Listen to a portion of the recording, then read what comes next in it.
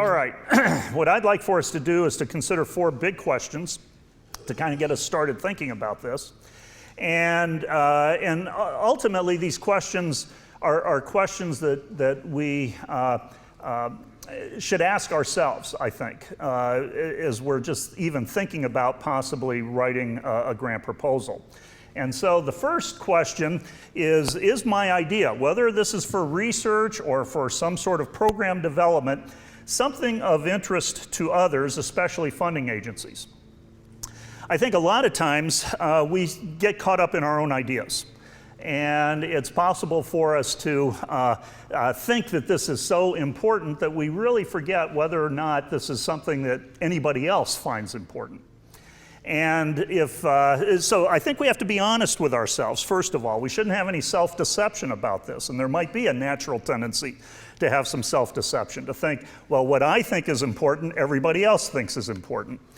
And we need to ask folks and to talk to colleagues, for example, to see if other people see this as important as I do.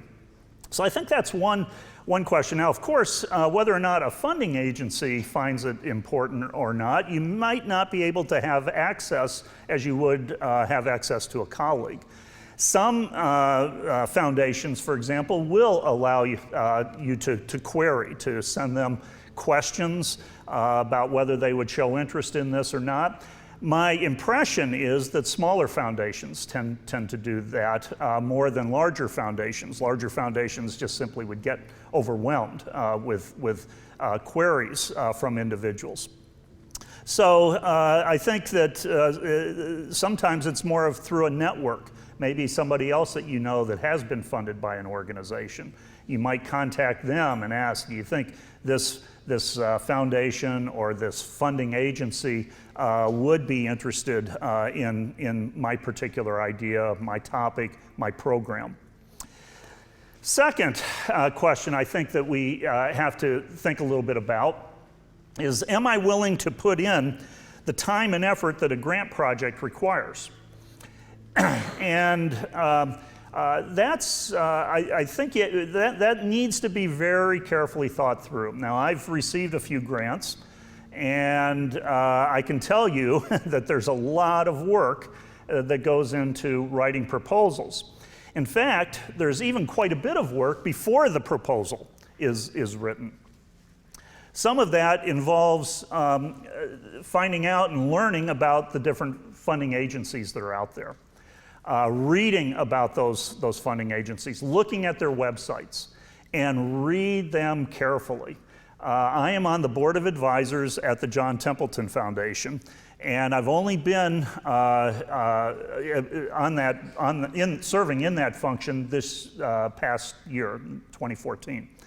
And I've only been to one meeting, but I can tell you right now that the staff members there, that's one of the chief complaints, and that is people are not reading their website carefully because they get a lot of questions that are either already answered on the website or they should be able to determine the answer to their questions based upon some information on the website. It's usually about, as I was just talking a moment ago, it's usually in the form of, would you be interested in funding this?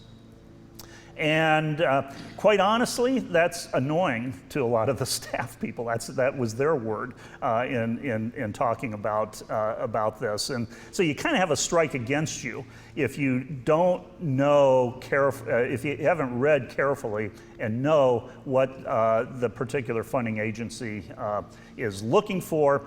And so that requires quite a bit of work ahead of time, because you will often find, oh, here's an agency that I think would be interested, and then as you're reading and you spent quite a bit of time looking through their materials, you find out, nope, I was wrong. They're really not interested in that. Then, of course, writing the proposal itself, and keeping in mind that most proposals do not get funded. Now, that's the bottom line. I don't know what it is in program development areas. I can tell you in the area of research, and again, my experience with foundations I've submitted several grant proposals, many of which never got funded, and to, I guess, about 4 different foundations. And I do serve on the board of advisors at the Templeton Foundation, so I see a few things sort of behind the scenes. And I can tell you, because they do go public with it, it's one thing I appreciate about the John Templeton Foundation. And if you're not familiar with it, it's just www.templeton.org. And they are particularly interested in funding things that are related to science and religion, science and faith. But the Templeton Foundation is quite transparent and talks about their acceptance and rejection rates and so forth. And basically, if you include everybody who applies for a grant and submits a grant, and thankfully they have it as a 2-step process, and we'll talk a little bit more about that in a few moments. But that's a nice thing, because the first step isn't quite so onerous. It isn't quite as much work. And then if you get that first step, you get through that hurdle, then comes the real work in writing the proposal. And a lot of foundations have started to do this in a 2-step process. But if you include all of the people who apply initially, and they call that an online funding inquiry that individuals have, their acceptance rate, the things that actually get funded, is somewhere in the range of about 8 to 12%. And that's actually considered fairly average, I think, among foundations. What's nice, though, about that is that if you get through the first hurdle, okay, and you are invited to write a full grant proposal, they fund almost half of those. So that's, the big step is getting through that first hurdle. Now, it's still a 50-50 chance after that, and you're going to be spending a lot of time writing the full grant proposal. But the first step is something that is, it has to be carefully thought through, and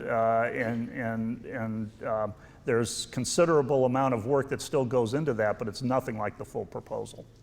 So you want to keep this in mind, because it's going to take a considerable amount of time. Now, the one grant that I currently have through the Templeton Foundation, I estimated I put about 300 hours into the proposal.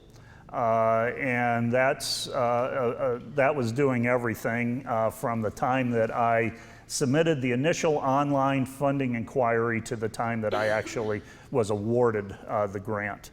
And that meant through about 3 steps, 3 drafts of the proposal. They call it a bounce. They kept bouncing it back to me, saying, here's something else now that you need to deal with, and here's something else. And it was really three drafts, and I would estimate it was about 300 hours that I put in. That's probably high, but it is what my experience was. And that was for a large grant. Another distinction that I should point out to you that we're trying to make here today is the distinction between large and small grants. And of course, larger grants usually are much more is going to be expected in the form of a proposal, and smaller grants, I wouldn't spend 300 hours writing a grant proposal for a $40,000 grant.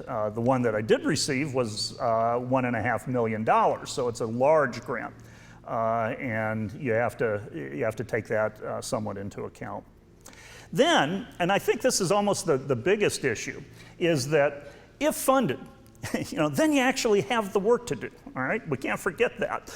And I mention this because I've noticed something about myself about this, and that is it's a lot more fun trying to get the funds, okay, than it is to actually get them and then having to do the work.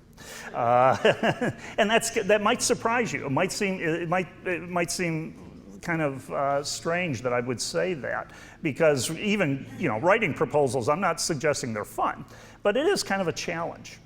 And can you write something that is convincing enough to places that have the resources that this is worth funding?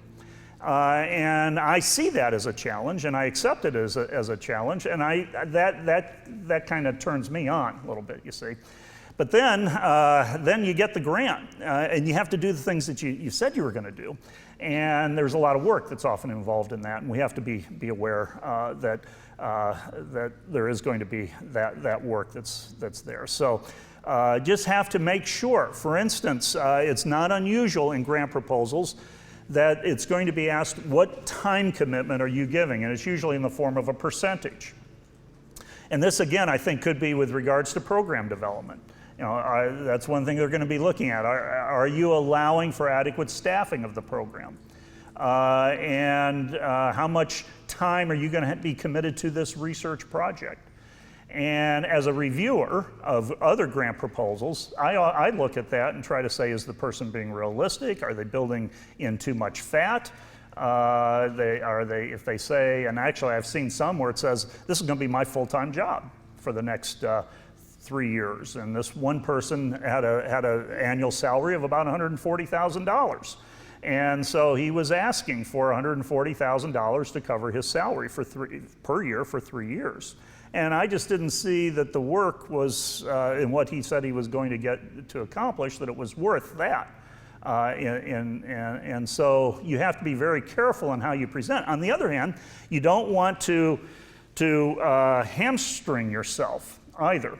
You don't want to say that, oh, this is only going to take 10% of my time, and so you're only budgeting for 10% of a salary, for example, when in reality it's going to take 25% of your time, because that's going to be a drain after a while, of course, depending upon how long the grant might be. So that's a very, very careful consideration.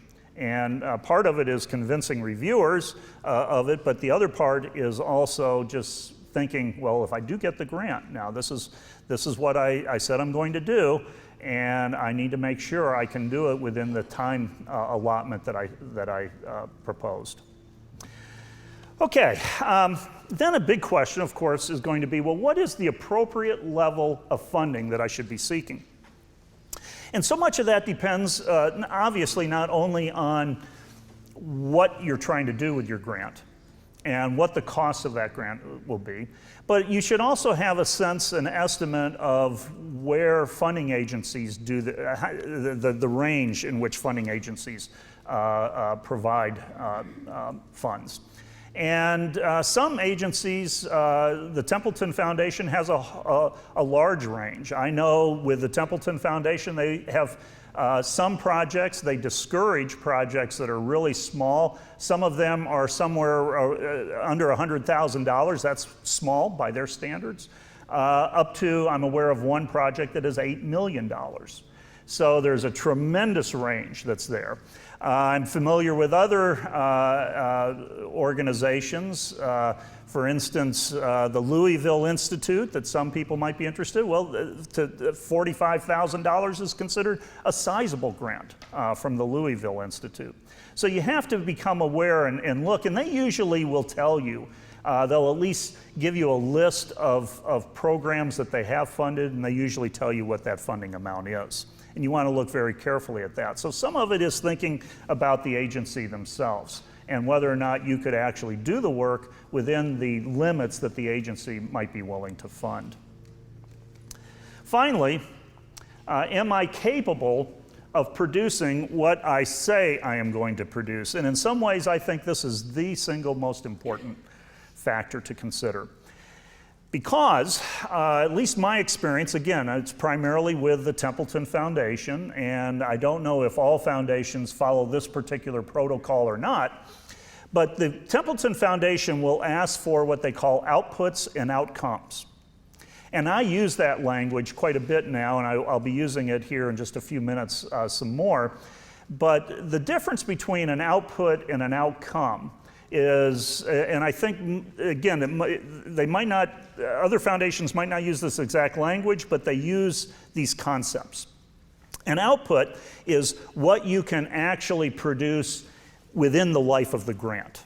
Okay, so if it's a 2-year grant or a 3-year grant, what are you actually producing within that time period? And that could be for scholarship purposes. That might be, submitting some papers for publication. It might be running some conferences. For program development, it might be that a certain element of the program is clearly established. Maybe that there's some sort of program evaluation that has been built in that needs to be done within the actual time period of the grant.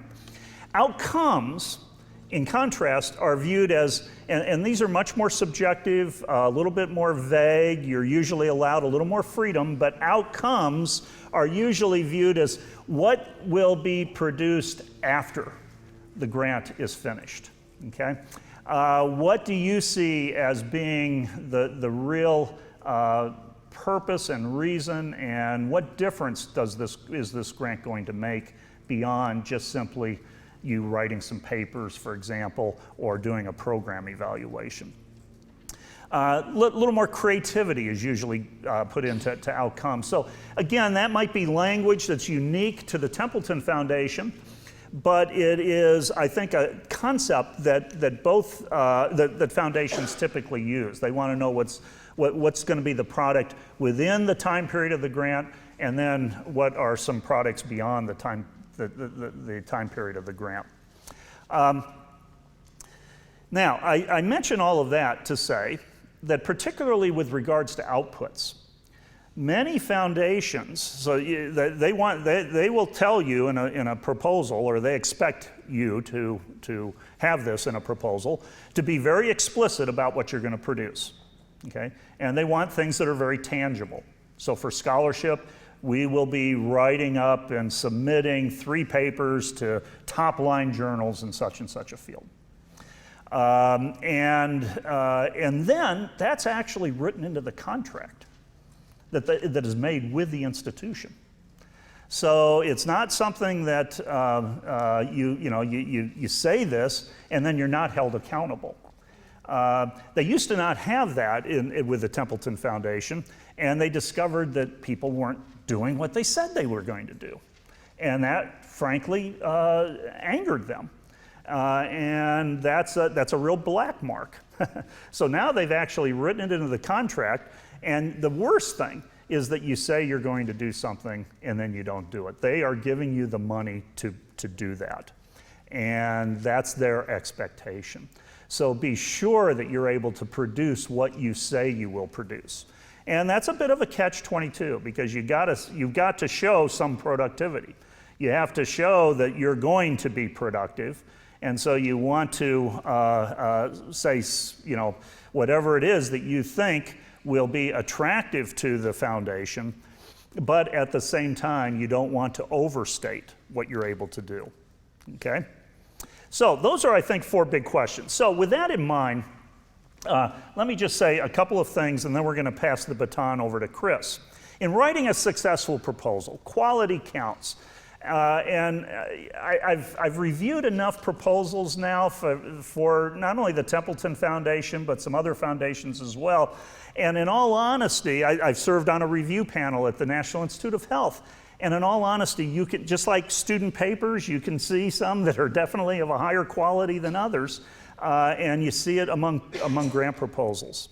And it's pretty easy, especially just when they're sloppy, when there's typos, that kind of thing. That just, not well written. Those are things that really do count against you, because it kind of puts the reviewer in a particular frame of mind. Another question, and this is so important: how does this proposal fit with the purposes of the funding agency? You just have to know what their purposes are. And sometimes it's reading between the lines. Sometimes it's finding what other things that they have funded that are related to the topic of interest that you have. Third, why is this research or this program and program development so important? What are the big questions that are being addressed? They want to know that. One thing, especially large foundations, they're idealists in many ways. Okay? They want you to think in very ideal terms, because if they've got a lot of resources, they want to know how they're going to use those resources to change the world. That's the kind of language that they use a lot of times. And so you have to talk that kind of language to them.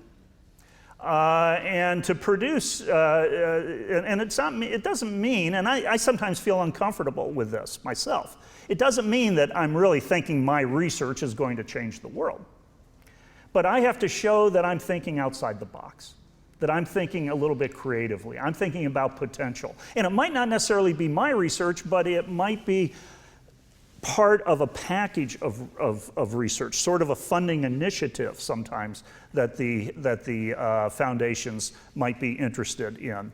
And together, collectively, they can see where this can really be a meaningful line of research.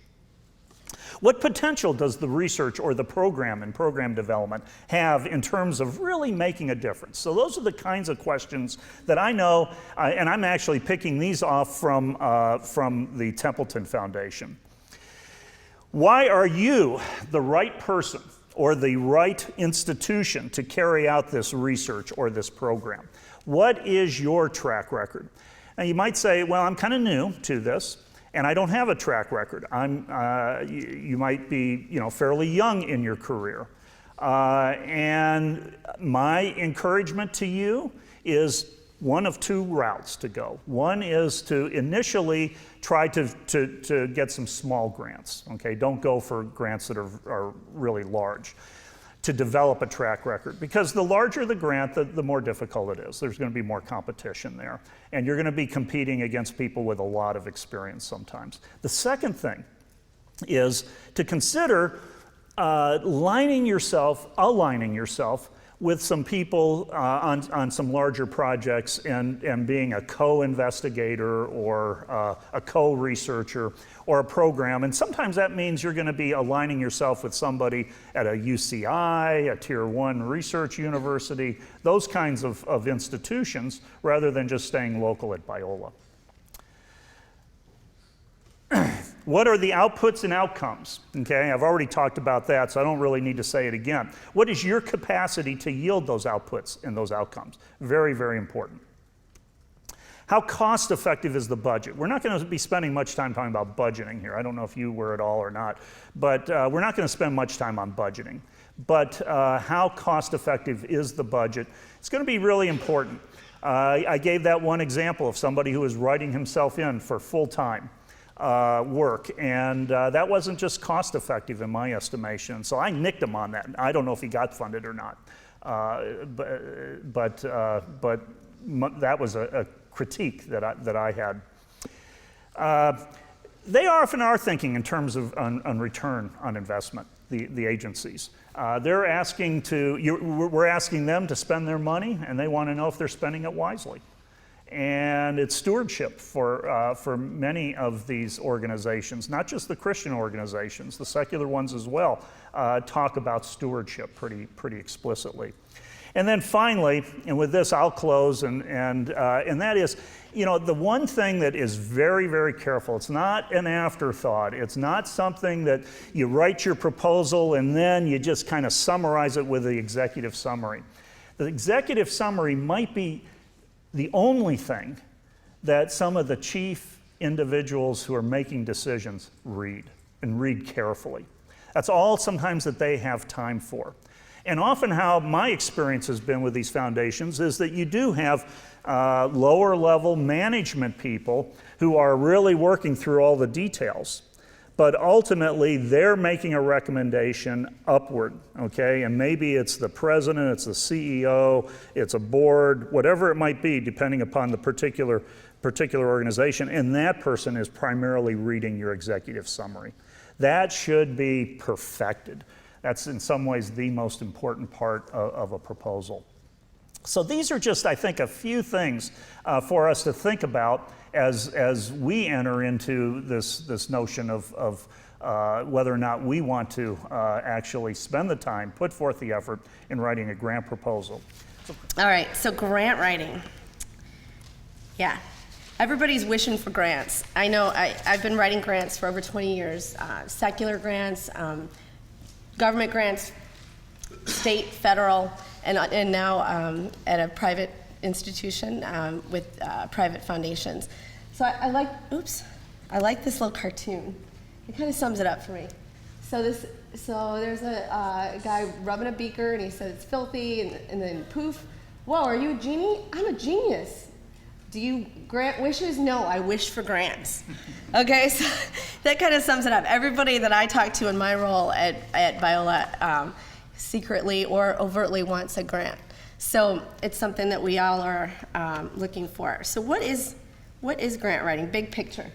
I've had to, in my career, I've had to come up with a different way of looking at things, because grant writing has gotten a reputation over time as being kind of boring and tedious and also really, really stressful. And you know what, in the secular world, when I was doing grant writing, it really was. It was very, very stressful in terms of how much rejection you get. But I've taken a different perspective, especially as a Christian. And I look at grant writing as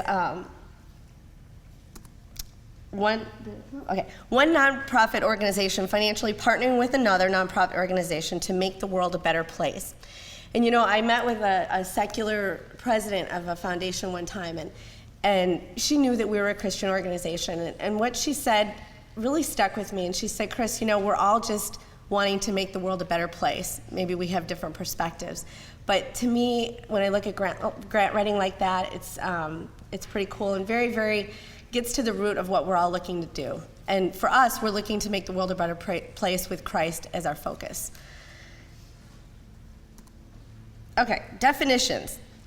So research, I'm not going to read through these, but research, to me, I look at research, and I just want to encourage all of you, faculty and students alike. I just love meeting with the faculty, because everybody has a different vision from the Lord and what the Lord has placed in your heart. And I see research as seeking truth. That's what I see the root of research is, and seeking God's truth. So these are just some definitions that kind of we can all start from the same place.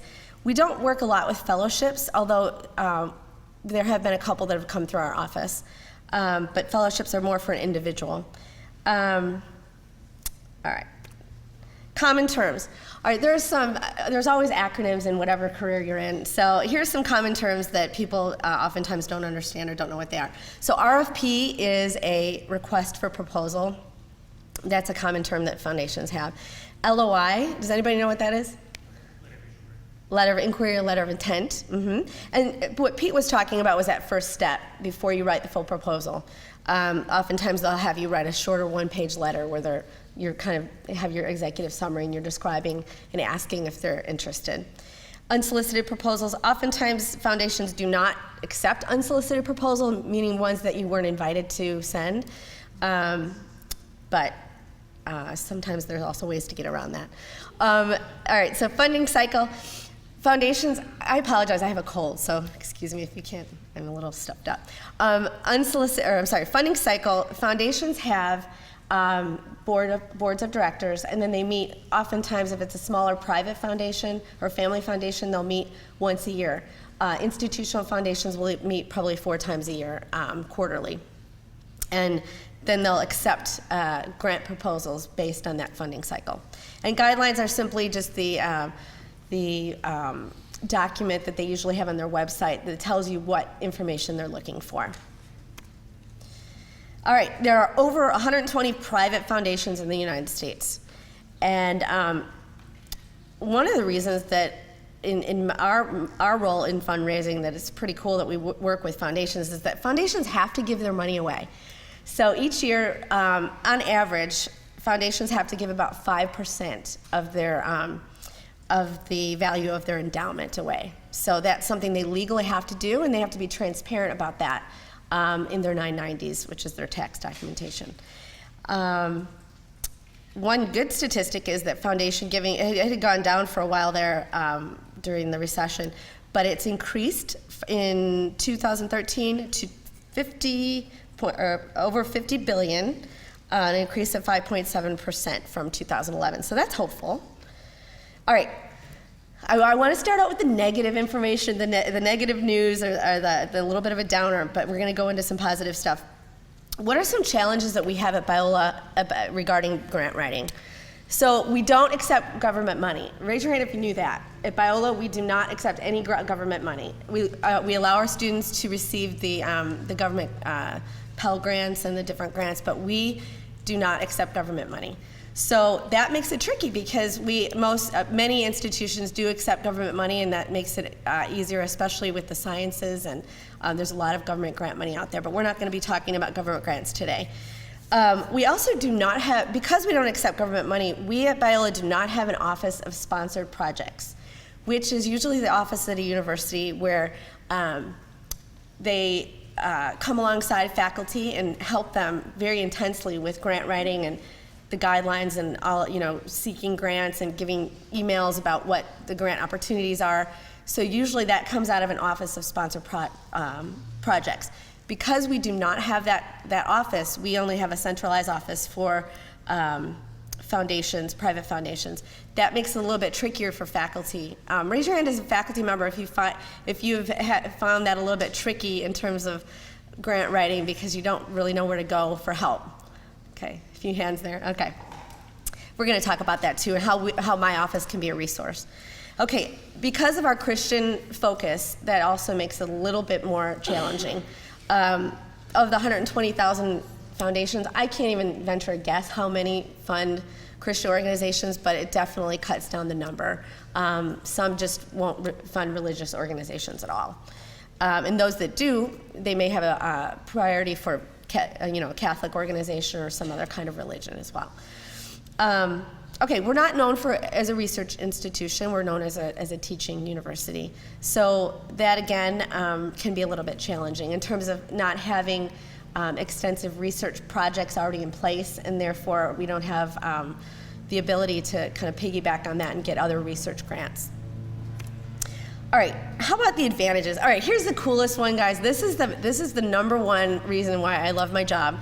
The God of the universe is our chief fundraiser. So that is an advantage, definitely, I would say. That helps me wake up in the morning and not be stressed out about getting rejected. We have strong brand and reputation throughout the country. Biola is very well known, so that brings a lot of credibility when we put in grants under the institution. We have the recent track record with securing large Templeton grants, thanks to Pete and also to the CCT, the Center for Christian Thought.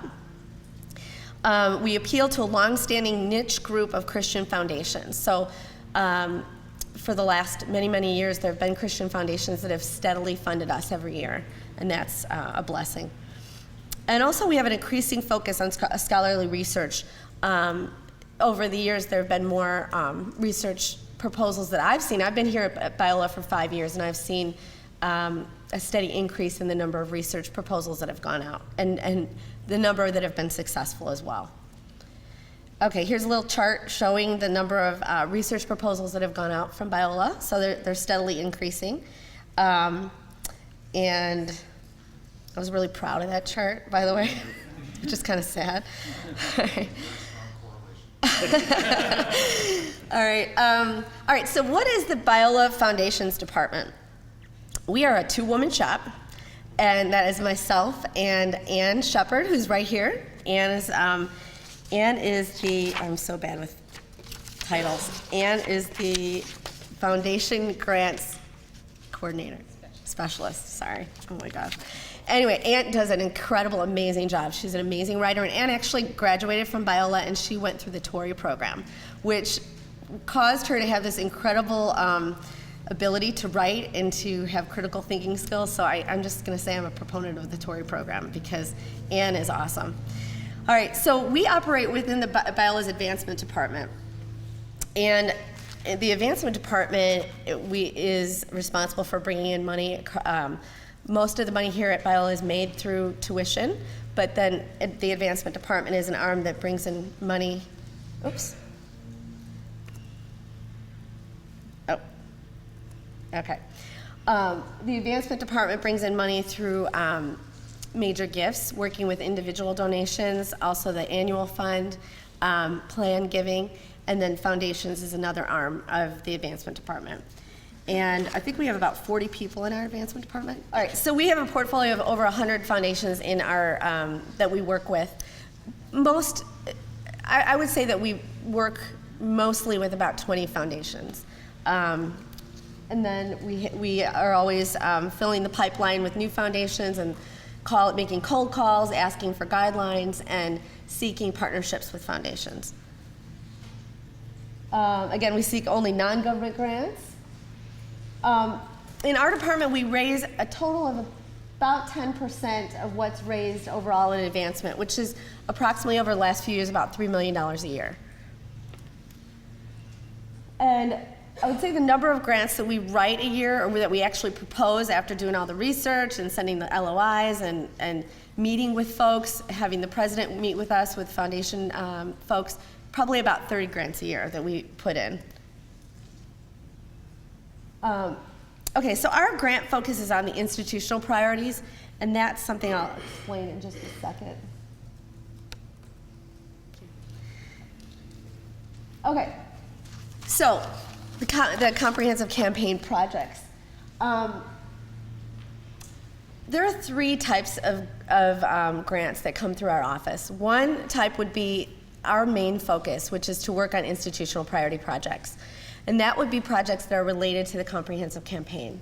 Now, some of you may know this, but we are currently in a quiet phase of a $180 million campaign. And to date, we've raised, not us in our department, but the whole advancement department, $127 million in gifts and pledges. And this is the largest funding campaign in our history, which is pretty cool. The main institutional priority projects in the campaign are specifically the Center for Science, Technology, and Health, which is about $63 million, student scholarships, scholarly centers, faculty research, and global partnerships. Okay, those are the institutional projects. Now, when we're working on projects like that, we have kind of a comprehensive role in our office where we will take it from writing the case, or writing the whole case statement, to seeking relationships with the different foundations, to working with the president and the provost, and working with different faculty. We have a very comprehensive role. When it comes to the next type, would be special departmental projects or grants. We have more of a collaborative role. An example of that would be a grant that we wrote recently for the Kern Family Foundation, and we just had a wonderful collaborative relationship with Talbot, with the Dean of Talbot, Clint Arnold, with the Provost, with the President. There were a lot of meetings where a lot of folks came together. We wrote program development together. We wrote the grant together, and then we ushered the proposal from the initial cold call to the foundation all the way through to the submitting the proposal, and then the stewardship, which includes report writing and everything else. So that was a collaborative role that we take. Now, when it comes to research, us in our department as a resource for research proposals for faculty, we take on a little bit more of a coordination role. And that would be for research grants, fellowships, travel or equipment. That would be something that we ask that faculty would take on and do certain tasks on their own, and then come to us, and we would be their first point of contact before they actually connect with the foundation. And so on your own, I'm sorry, I'm just going to stand over here. So generating the ideas for the proposals would be something that the faculty would do. Writing the executive summary, we can help with that as well. I can give examples for executive summaries. Get buy-in from your chair or dean. This is something that that we're asking now to, in the protocol, in the way of working things when it comes to approaching foundations for funding. We're asking that faculty would come up with a clear idea, write an executive summary, and then approach our office and, well, first get some buy-in from their dean or chair and have that project approved, and then come to our office, and I'd be glad to meet with you, sit down, and talk about things.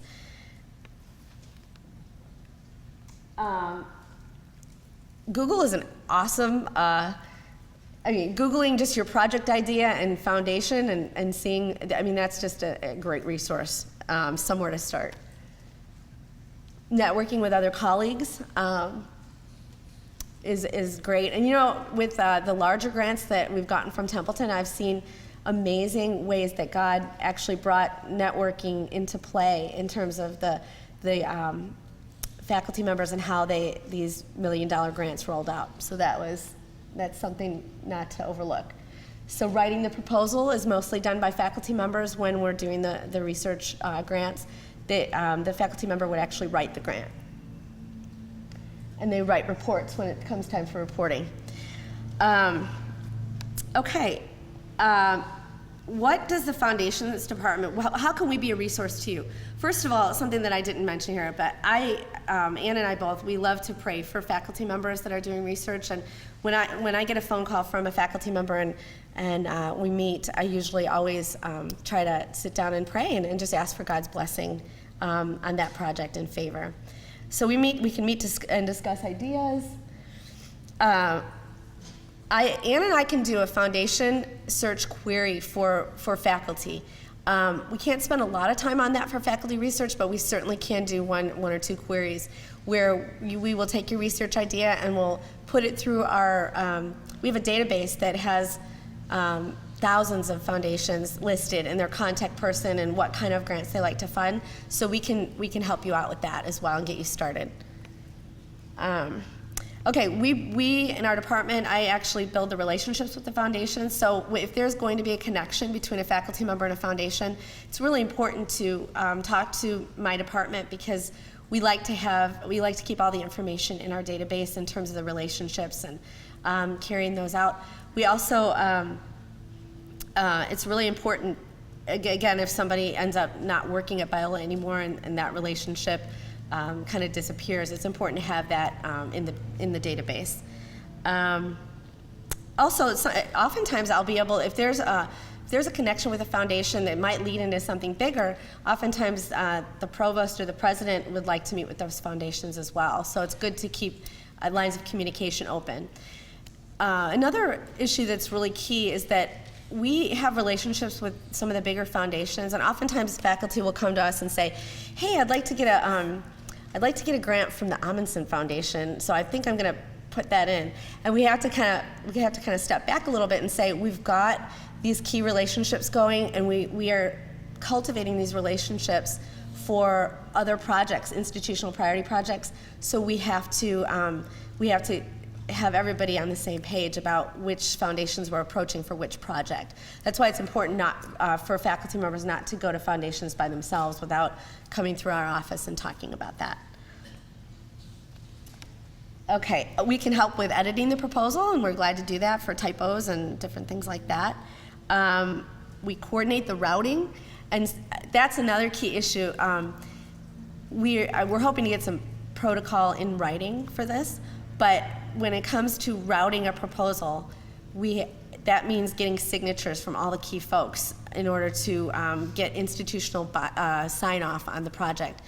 It's important that we have at least a week to get those signatures. So that means that the proposal that you're submitting, let's say there's a deadline, we need to get it a week before the deadline so we can get everybody to sign off on it. Oftentimes, like Mike Pierce, who's in accounting, or he's the CFO, he may be traveling, or the president or the provost, and we do need to get key signatures from all these people, including the VP of Advancement. So routing is a process, and if there are any questions about that, I'd be glad to answer that. But that's something that we'd like to kind of have in writing a better protocol for. Okay, and then eventually, if you do get funded, there's a contract that needs to be signed institutionally. We can help with that. And then coordinating ongoing communication about reporting and stewardship. This is so cool. This is one of the neatest things that's happened in my department recently. Dr. June Hetzel has worked on a small grant, I think it was like $14,000, is that what it was, for equipment for the education department. And we worked with a small family foundation, and we actually submitted 3 or 4 executive summaries. That's why the executive summaries are important. If you can as faculty, if you can get some executive summaries in your repertoire and kind of have them waiting, if you, there are times when I call around to departments and say, do you have anything, ready, a project that you want funded, a smaller project? What we do usually, many times with foundations, we'll take the executive summaries and they'll ask, hey, send us 3 projects and we'll let you know which one we're interested in. That's happened many times with many faculty members that I've worked with. So anyway, I sent, it was very last minute, I sent it to June, and she just jammed out and just in a matter of days got everything ready in a budget. And this foundation chose her project, and they ended up funding for, was it iPads for the education training of teachers? Yes, and Alice Gilbert was right around that as well. Okay. And anyway, after we got the, it was while we were talking about getting the money, I thought we really need to be thankful to these folks. This relationship is really important, and that's another key thing, the relationship with foundations. That relationship with the foundation, it's not an institution. These are people. These are people that in many cases love the Lord, and even if they don't, they're human beings that God loves. The relationship is important. It's not a transactional situation. Within our office, we have, we carry on a relationship, we care about them, and we love them, and we pray for them. So we wanted to be thankful to these folks. This is a couple that never comes to campus. Excuse me. They never come to campus, so we wanted to say, how can we help them feel more connected to this project? So I asked June if she would put together a small, just a simple iPhone video, and say thank you to this couple. And she got together her colleagues, Dennis Eastman and Carolyn Bishop, and they sat down and they just did a simple iPhone video with the help of the young lady, Alex. And it was maybe like 1 or 2 minute video, and then somebody with technological magic uploaded it and did something with YouTube. And anyway, we got a link and we sent it to the donor, and I can't tell you how amazingly thankful they were for that. They were thankful for the thank you video. But that was just, that's another human aspect, making it human, that was a part of stewardship that's really important. Okay, I think we're running out of time here. What do foundations like? Strong mission match. They really want to know how we can make the world a better place together, okay? Logical connection between proposal and university plan. Projects rather than capital or operating. I'm finding that more and more. They're really interested in projects and not so much buildings or operating requests, which can make it challenging. They like collaborative. They like to see collaborative projects, which has played out in the Center for Christian Thought. There's a lot of interdisciplinary stuff going on there. Well written, easy to understand, measurable promise deliverables. That's a big thing with foundations now. Efficient and compelling reporting. Okay, now how do I go to the next one? You're moving. Oh, am I moving? Oh, grant writing tips. Okay, here's the big tips, guys. So pray for God's wisdom. That's huge. Connect with Foundations Department early on, and I'm gonna give my email as well as my extension. Network to find contacts at Foundations. Seek a faculty mentor. I don't want Pete to get 10 million calls, but seek out somebody that's done a successful grant writing. Only apply for the grant if you qualify. Sometimes people try to cram ideas like the grooming habits of wombats in New Zealand into some other kind of grant guidelines that is about animals, and cram that in and try to make it work, and it doesn't work. So you need to find a good match, okay?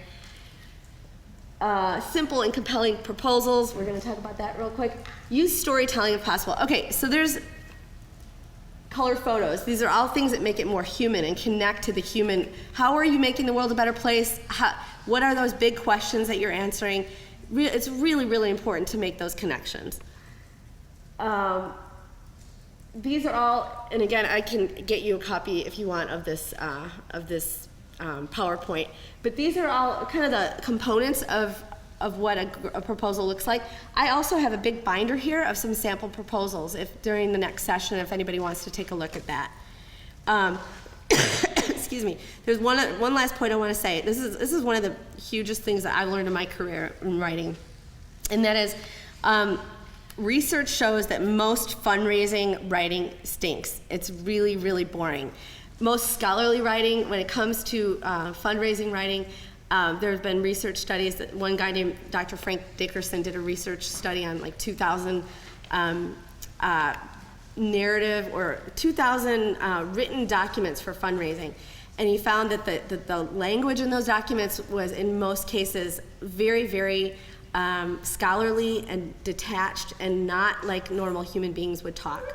So this probably doesn't come as a surprise to some of you, but I think there needs to be a paradigm shift, especially with faculty, because you're in the scholarly mindset. But when it comes to these foundations, in most cases, the folks on the board of directors are not scholarly and do not have the knowledge that you have in your distinct field. So it's important to write compelling and interesting stuff. What this guy Frank Dickerson finds works, and what we've been finding works, we've been putting a lot more pictures into our fundraising documents, particularly in the cover letter. We put pictures of human beings instead of buildings. We're also putting stories. So we're going with the Socratic, or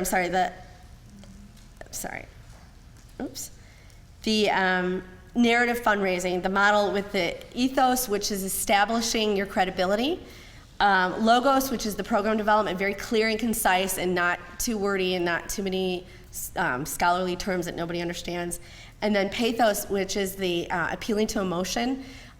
Really, we've seen a big difference in our writing as Ann and I have been working over the last 5 years. Really trying to appeal to these folks on the board so that they're not bored to death. They really do like to connect to what, which human, like if, let's say for example, if we're gonna do a grant for the science building, on the cover letter now, we're putting in stories about, some young man who graduated with a degree in science who is now going on and doing incredible things in the military and some, how he's gonna be a world changer for Christ. So these stories are really important. Now, in some scholarly submissions you have, maybe you won't have the latitude to do that, but if you come to our department, and we can work on this with you, we can help you with maybe just coloring it up or adding a few little exciting things to the proposal.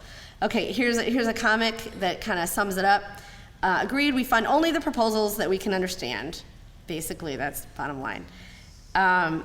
Did you want me to cut it off here? Because I know. Probably should. Okay. So grant award, once you get the grant, time to celebrate.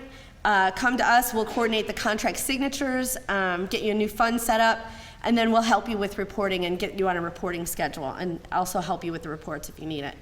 If you get rejected, all I have to say is just remember that God's in control, and you can take what you've worked on with that proposal and you can extrapolate it to another proposal at a different time. Here's some resources, and again, if I can get you the PowerPoint, you can get all those resources. And the last thing I want to say is, again, in our department, we just really, really are blessed by all of you and the work that you're doing, and we pray for you. And I just encourage you to look at us and our department as a resource. Thank you.